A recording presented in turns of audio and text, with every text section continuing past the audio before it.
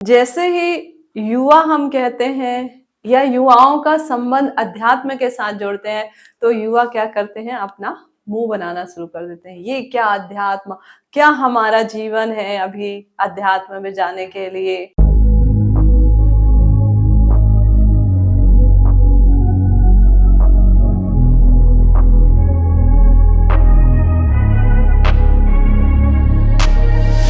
I'm changing who I am. हाँ, सबको नमस्कार। आज हम कुछ नए टॉपिक पर अच्छे से बात करने वाले हैं। सबसे दुनिया में भारत जाना जा रहा है, क्यों? युवाओं के लिए। तो आज युवाओं के टॉपिक को लेकर के चलते हैं। जैसे ही युवा हम कहते हैं या युवाओं का संबंध अध्यात्म के साथ जोड़ते हैं, तो युवा क्या करते हैं, अपना मुंह बनाना शुरू कर देते हैं। ये क्या अध्यात्म, क्या हमारा जीवन है अभी अध्यात्म में जाने के लिए, है ना? ये तो सब बड़े बुजुर्गों का काम है, हमें तो अभी बढ़िया खाना है, पिज्जा खाना है, बर्गर खाना है, मस्त पार्टी मनानी है, सोना है, यही युवाओं का कहना है। तो क्या ये युवा वर्ग समझ पाया कि अध्यात्म क्या है? क्या उनके इस जीवन को कितना सुंदर बना सकता है जिसको वो एंजॉय करना चाहते हैं? बस इसी टॉपिक पे हम थोड़ी सी बात करना चाह रहे हैं आपसे, है ना? तो आप मुझे ये बताइए कि हम कहते हैं हमारा जीवन, जीवन क्या है? जीवन में कौन कौन सी चीजें हैं? तो हम देखते हैं हमारे जीवन में दो चीजें हैं। एक होता है जीवन पदार्थ और दूसरा जो होता है चेतना। तो हम जिस पदार्थ की बात कर रहे हैं जीवन में, वो पदार्थ है क्या? किस चीज को आप पदार्थ कह करके चल रहे हैं? जो इस शरीर को चलाने के लिए चाहिए, जैसे आपका एमिनो एसिड होता है, प्रोटीन होता है, हमारी अस्थियां होती हैं, रक्त मज्जा होती है, ये सब क्या है? पदार्थ में आते हैं। थोड़ा साइंस, थोड़ा अध्यात्म, थोड़ा मनोविज्ञान, सबको लेकर के इस टॉपिक पे हम बात करने वाले हैं, है ना? दूसरी बात है, हम कहते हैं चेतना। चेतना कहने का मतलब क्या होता है? जो हमारे अंदर का उत्साह है, हमारे अंदर का आनंद है, हमारे अंदर का जो प्रेम है, वही तो चेतना है। और हमारे पेट के लिए जो भोजन है, जो रस मिल रहा है, देखो एक और सरल शब्दों में हम इसको समझने का प्रयास करते हैं कि हमारे पेट में जो भोजन है या रस के लिए जो हम रस ग्रहण करते हैं, आंखों के लिए या नयन के लिए जो सुंदरता होती है ना? और खेलते हैं तो खेलने से हमारे अंदर उत्साह का संचार होता है, ये क्या है? यही तो हमारा जीवन है। इस जीवन का आनंद है और यही आनंद को हम कैसे ला सकते हैं, इस पर थोड़ी बात करने वाले हैं। अध्यात्म जो है जीवन के ये जो बाहरी क्षेत्र हैं, इन बाहरी क्षेत्रों को हमारे लिए लेकर के आया है, अपनी बाह फैला करके रखा हुआ है कि हम इसे अपने अंदर समाहित कर लें। जीवन का सबसे बड़ा मूल्य क्या है? करुणा। दूसरा है सर्व कल्याण। यही तो अध्यात्म का हिस्सा है, इसी को तो हमारे अंदर लाना है। ये थोड़ी ना कहा जा रहा है अध्यात्म कि आप एक कोने में जाओ, बैठ जाओ, वहां पर ध्यान करो, है ना? सिर्फ यही जो है नैतिक मूल्य हैं और यही अध्यात्म की बातें हैं, यही जीवन जीने का एक तरीका है, ये नहीं कहा जा रहा है। ये भी उस जीवन का एक हिस्सा है, पर उससे सुंदर भी तो जीवन है जिसको हम अध्यात्म के साथ जोड़ करके अच्छे से चल सकते हैं। देखिए, हमारी जो संस्कृति है, हमारी जो परंपरा है, हमारे जो मूल्य है, उन मूल्यों को हम कितना अभी समझ पा रहे हैं, कितना अपना के चल रहे हैं और कितना उनको छोड़ करके चल रहे हैं, इसी बात को समझना है हमें आज। कैसे समझना है? इसके लिए जरूरी है कि ये जो इनकी जड़ें हैं, ये जड़ें अंदर की ओर कितनी गहरी है, उसके लिए क्या चाहिए? आपके अंदर शांत मन चाहिए, आपका सहज होना जरूरी है और सहजता के साथ साथ आपका जो चित्त है, वो चित्त कैसा होना चाहिए? समभाव में होना चाहिए। तभी तो आप अपने उत्तरदायित्वों को उठा पाओगे, अपने उत्तरदायित्वों को आगे बढ़ा पाओगे और अच्छे से निभा पाएंगे। है ना। हमारी जो है, मैं जहाँ तक जितना युवाओं के साथ जुड़ी हुई हूँ उनमें देखती हूँ बहुत सारी चीजें, बहुत ज्ञान का भंडार है, ज्ञान की तो कोई कमी नहीं है। और आज तो टेक्नोलॉजी ने उनको और ज्ञान से भर दिया है, पर उनके सामने एक समस्या जरूर देखती हूँ। मेरिटोरियस स्टूडेंट होने के बाद भी उसके अंदर हिचकिचाहट बनी रहती है, और उस हिचकिचाहट के कारण जो होता है वो दूसरे किसी विषय पर ध्यान देता नहीं है। बहुत ज्ञान भरा हुआ है, लोग उससे मिलने घर आते हैं, माता पिता कहते हैं बेटा आजा मिलने, तो वो घर में बाहर सबके सामने आना नहीं चाहता। तो क्या मतलब ऐसे ज्ञान को रख करके, ऐसे हिचकिचाहट को रखकर। तो ऐसी ही जो चीजें हैं हमारे अंदर, उनको दूर करना अध्यात्म में है। हर प्राणी में दो तरह के जो विचार हैं वो होते हैं, एक सकारात्मक होता है और एक नकारात्मक होता है। सकारात्मक विचार वाला व्यक्ति जो होता है हमेशा तनाव मुक्त होता है और अपनी जिम्मेदारियों को बहुत अच्छे से निभा पाता है, और अपने बोझिल मन को जो है वो धीरे धीरे धीरे धीरे करके किस में ले आता है, एक उमंग में, उत्साह में ले आता है और आगे की ओर बढ़ जाता है। उसके जीवन में जो है प्रेम आ जाता है, अपनत्व का रंग भर जाता है, और आज के युवा में इसी चीज की आवश्यकता है। ज्ञान का अपार भंडार है, ऊर्जा का अपार भंडार है उसके अंदर, कर गुजरने की क्षमता उसके अंदर है, पर किस चीज को वो नहीं समझ पा रहा है, जीवन में जो प्रेम है और अपनत्व है उस चीज को नहीं समझ पा रहा है। अपने जीवन को विशाल बनाने के लिए इस दृष्टिकोण की आवश्यकता है, इस चीज को समझने की आवश्यकता है ना। दूसरे शब्दों में अगर कहूं तो उसे ये पूछना है, मैं क्या प्राप्त कर सकता हूं, मैं क्या प्रदान कर सकता हूं, मुझे क्या चाहिए और मैं क्या दे सकता हूं। जब युवा इस प्रश्न को पूछना अपने आप से शुरू कर देता है तो ऑटोमेटिक उसे समझ में आ जाता है कि जीवन कितना सुंदर है। प्रायः हम भाग दौड़ की जीवन में या इस प्रतिस्पर्धा से भरे हुए जीवन में ये देख रहे हैं कि हमारे अंदर इन भावों का जो है धीरे धीरे धीरे धीरे कमी आती जा रही है। क्या होता है, कई बार हमारे पास ऊर्जा के लिए जो सोर्स हमारा होता है, जो हमारे अंदर आना चाहिए, हम उसको भी नहीं ला पाते। कैसे ऊर्जा आएगी? पिज्जा खा लिया, बर्गर खा लिया, इससे ऊर्जा आ जाएगी? 12 घंटे 14 घंटे सो लिए तो ऊर्जा आ जाएगी? हमारी यही तो गलतफहमी। ऊर्जा के लिए सबसे जरूरी है कि आप कम से कम विश्राम के साथ बैठ करके जितनी आवश्यकता है उतना आहार तो ग्रहण करो, भोजन तो लो। अपनी सांसों के प्रति थोड़ी सजगता तो लाओ कि आपकी सांसें कैसी चल रही हैं। सांसों के बिना तो जीवन नहीं है, पर आपकी सांसें कैसी चल रही हैं आप तो ये भी नहीं देखते हैं, और चाहते हैं कि मैं आसमान से तारे तोड़ लाऊं। तो इन चीजों को हमें देखने की आवश्यकता है। हमारे अंदर एकाग्रता का अभाव नजर आने लगा है जितने युवा हैं। क्यों? कभी मन कहता है ये कर लूं, कभी मन कहता है ये कर लूं, कभी कहता है इससे मिल लूं, अरे उसने जो सलाह दी थी ये बहुत अच्छा है, मेरे घर वाले तो मुझे समझते ही नहीं है। कई बार ऐसी भी शिकायतें रहती हैं युवाओं के अंदर। तो ये एकाग्रता कब आएगी? जब आपका मन किसी विषय पर रुचि लेने लगेगा, जब आपका मन शांत होगा, जब आप उस प्रेम को अनुभव कर पाओगे जो इस जगत में हर प्राणी, यहाँ तक कि ये प्रकृति, ये सृष्टि भी आपको प्रेम करती है। उस चीज को अनुभव करने के लिए आपकी दृष्टि होनी चाहिए, आपकी मन स्थिति होनी चाहिए, तभी तो आप इसको कर पाएंगे। तो हमारे अंदर जो है एक ठहराव जरूरी है। ये ठहराव आलसी वाला बात नहीं कह रही हूं मैं कि अपने आप को आलसी बना दो, उस ठहराव की बात कर रही हूं जहां आपके विकास की सीढ़ी प्रारंभ होती है, उसकी बात कर रही हूं। तो वो हमें समझने की आवश्यकता है।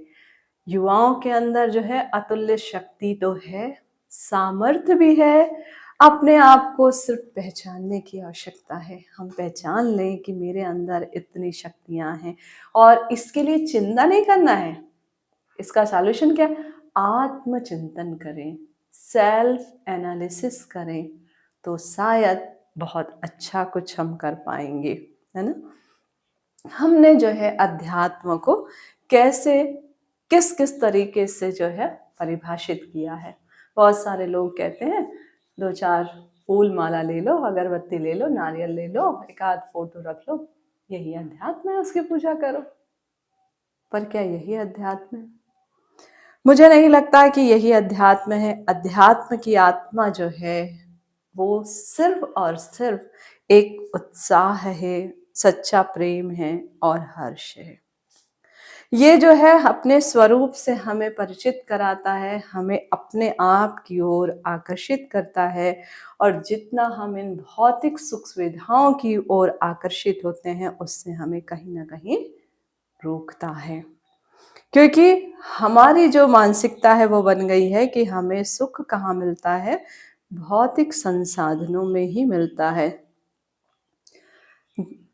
आपका जो सत्य है, आपके अंदर जो प्रेम है, वो आपके हृदय की पुकार है, और इस हृदय की पुकार के साथ अगर आप चलते हैं तो आपका जीवन बहुत सुंदर होगा।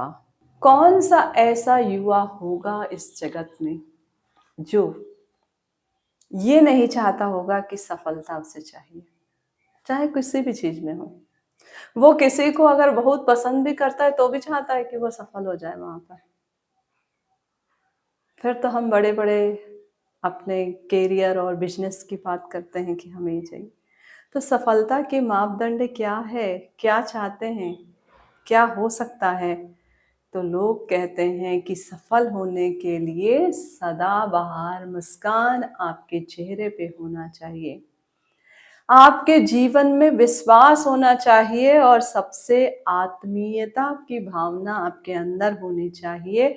जिस दिन ये सारी चीजें हो गई उस दिन आप सफल हो जाएंगे। आप मानवीय मूल्यों का विकास कर पाएंगे, मानवीय मूल्यों को आप समझ पाएंगे कि ये सारी चीजें हैं।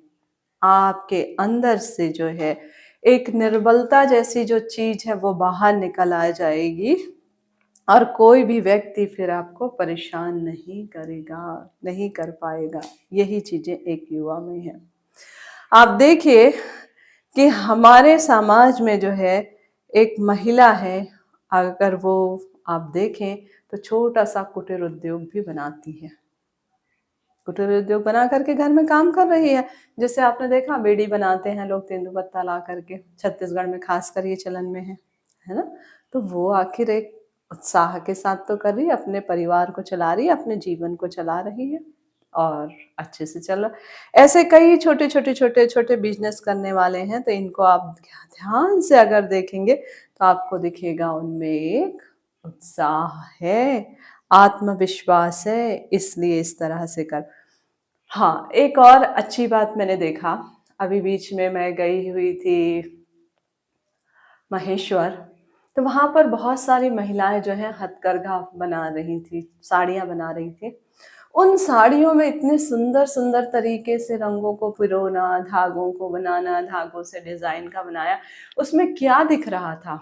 तो मुझे एक ही चीज समझ में आया, उनके अंदर की जो ऊर्जा था, उनके अंदर का जो प्रेम था, स्नेह था, उस कपड़े में उतर करके दिख रहा था। अगर उनमें आत्मविश्वास नहीं होता, प्रेम नहीं होता, स्नेह नहीं होता, तो क्या वो इतने सुंदर रंगों का समावेश कर पाती? क्या वो इतना सुंदर उस साड़ी के स्वरूप को दे पाती? नहीं दे पाती।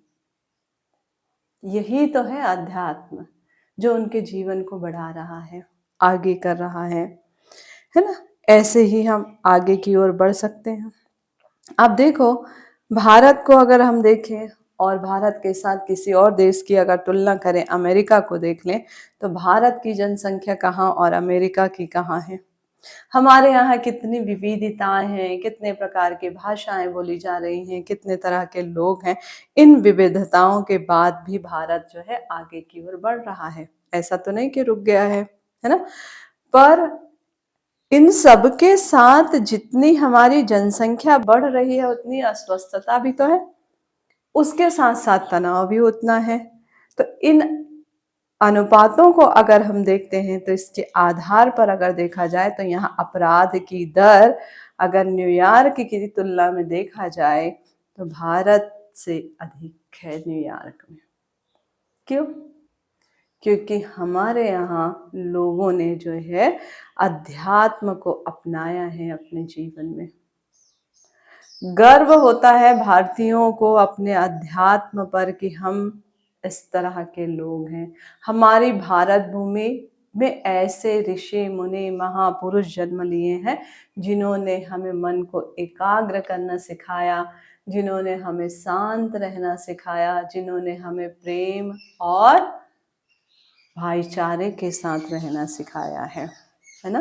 तो हमारे लिए या युवाओं के लिए सबसे बड़ी बात ये है कि वो देखें उनके जीवन का लक्ष्य क्या है, आगे बढ़ने के लिए उन्हें क्या चाहिए। एक बार जब यही बात वो देख लें, समझ लें, तो उनके जीवन में काफ़ी उत्साह होगा।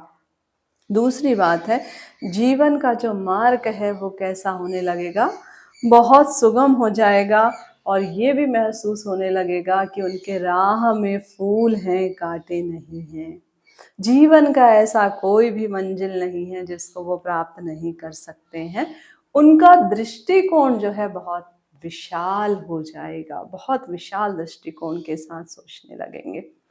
हमें अपनी आंतरिक शक्ति का अगर परीक्षण करना हो तो हम सबसे पहले अपने आप से ये प्रश्न कर लें कि उत्तरदायित्व लेने से हमें कौन रोक रहा है, हम क्यों उत्तरदायित्व नहीं ले पा रहे हैं।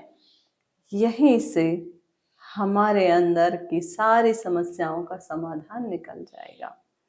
क्या हमारा आलस्य हमको रोक रहा है, या फिर हमारा डर हमको रोक रहा है, या फिर हमारे अंदर कोई द्वंद्व चल रहा है जो हमें रोक रहा है, या फिर कोई संशय है कि ये कार्य होगा या नहीं होगा, वो हमें रोक रहा है। जब आपको इन प्रश्नों का उत्तर मिल जाएगा तो आपको लगेगा कि असफलता कुछ होती ही नहीं है, ये असफलता से तो हम कोसों दूर हैं। सिर्फ हमारे रास्ते में क्या है, उन्नति ही उन्नति है, हम आगे ही बढ़ सकते हैं। हमें अपनी योग्यता को समझने की आवश्यकता है और जिस दिन हमने अपनी योग्यता को समझ लिया तो लगता है कि इस देश में जो है आत्महत्या की दर भी कम हो जाएगी। क्यों?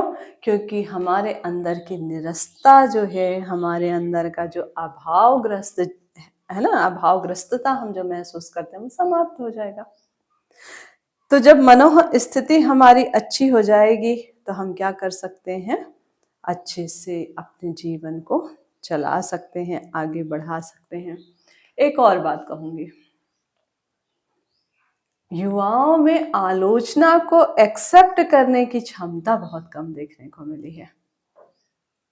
जीवन का सबसे बड़ा कहना चाहिए प्लस पॉइंट है आलोचना को स्वीकार करना। आलोचना आगे बढ़ने में मदद करता है। सिर्फ हमें देखने की आवश्यकता है कि उस आलोचना में हमारे लिए क्या प्लस है। कहते हैं ना, निंदक न्यारे राखिए आंगन कुटी छबाए, बिन पाने बिन सब सून, है ना। कहने का मतलब क्या है, वो आपकी आलोचना कर रहा है, आलोचना कर रहा है इसका मतलब ये बता रहा है कि आपके अंदर की इस कमजोरियों को दूर कर लो, तो आप आगे बढ़ जाएंगे।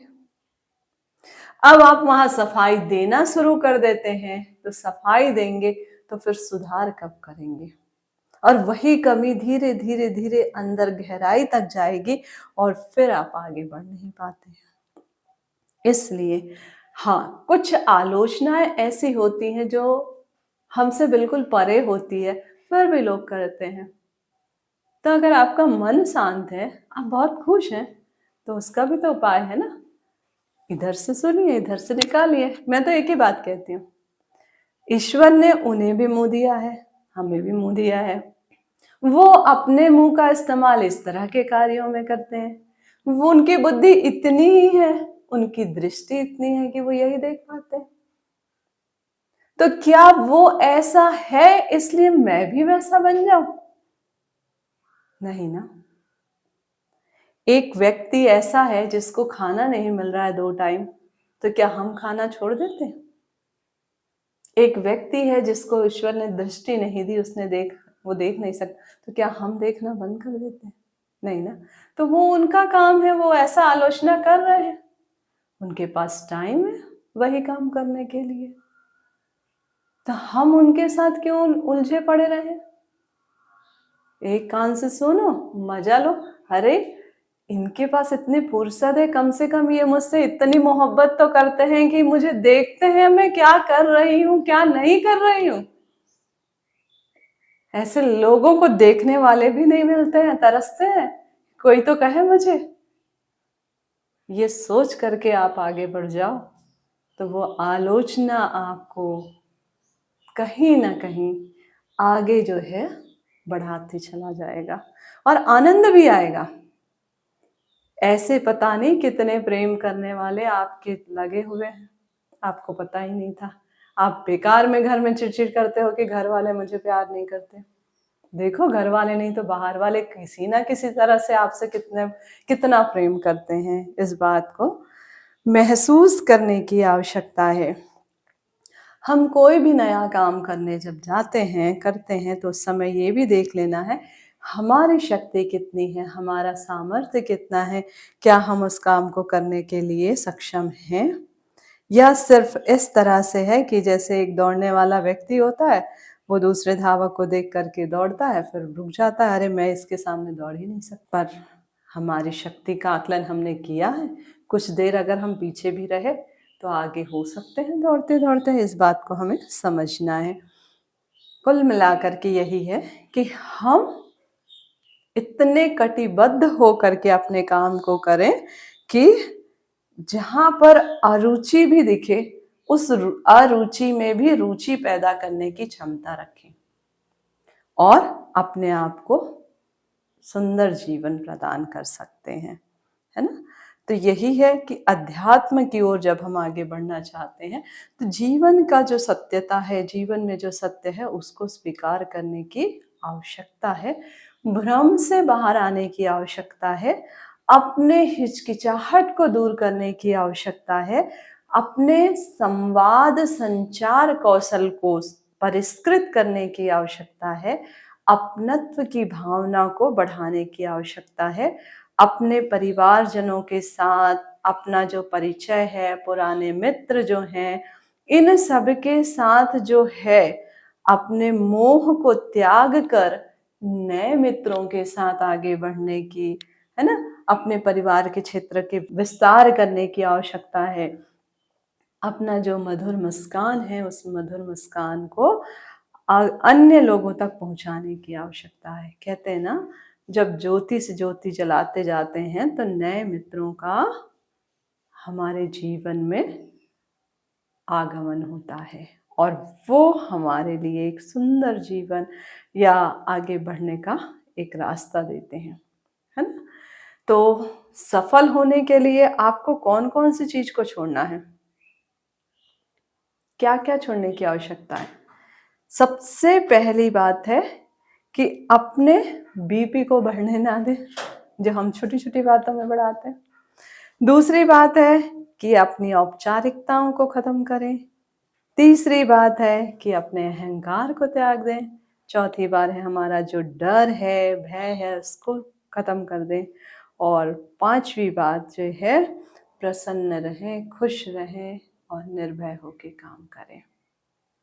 ऐसा करने से ये जो भारत है, जो युवाओं का देश है आज विश्व में, ये और अधिक विश्व के पटल में स्थापित हो सकता है ना। तो सारे युवाओं से निवेदन है कि अपनी आध्यात्मिक शक्ति को बढ़ाएं, अपने मन को शांत रखें, समाज में प्रेम का संचार करें, है ना। और फिर आगे हम आप सबके साथ बात करेंगे। सबको नमस्कार।